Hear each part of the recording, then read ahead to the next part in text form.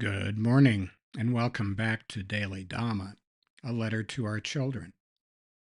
Today is May 8th, and our reading is The Sound of Breaking Glass. The splintered aspects of the soul, the aspects that require healing, need to interact in physical matter so that each part of the splinteredness can become whole. And that's Gary Zukav from The Seat of the Soul. We believe everyone in our life is here for a reason, whether we understand what it is or not. It's our job to piece back together the broken shards of our karma and heal our relationships with others. It doesn't matter if this is quantum entanglement or volitional karmic formation. Our task is to be here now and do the next right thing.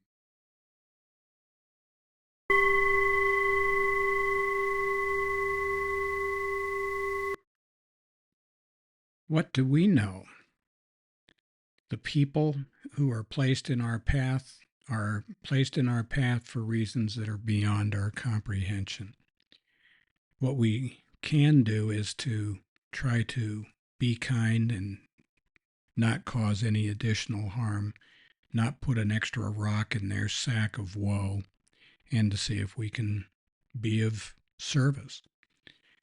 Remember, selfless service is doing something without any expectation of a reward of cash and prizes or a statue or anything else. And that's the third chapter of the Bhagavad Gita as well. So the universe sees fit to put us together. Least we can do is try to lend a helping hand. We are told that the only way that we are freed from the consequences of karma is through renunciation. Traditionally, this was called sannyasa, and this is when usually older people, older men, but older women as well, renounced the world and went out as mendicants and did what mendicants do. That is, they leave hearth and home and family and pursue a life of contemplation and rely on donations, begging for their sustenance. And this is where the whole idea of the alms round for Theravada Buddhist monks and nuns comes from. And back in the day, in chapter 5 of the Gita, they talk about this. And even back in those days, it wasn't that many people went out into the jungle and lived under a tree. There's just not much appeal to that. But the famous guy is the Buddha. Siddhartha Gautama was a prince, and he had it made. He had everything he needed, and most of what he wanted, and everything was just ducky.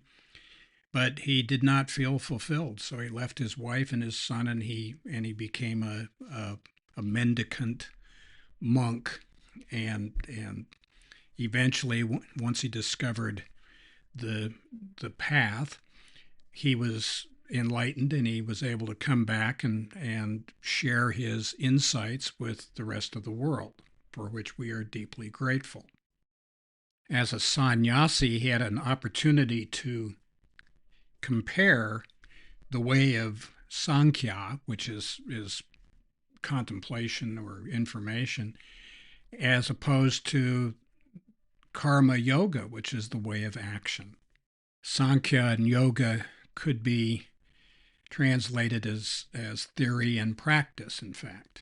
The Buddha said, practice a lot. So happy trails to you until we meet again.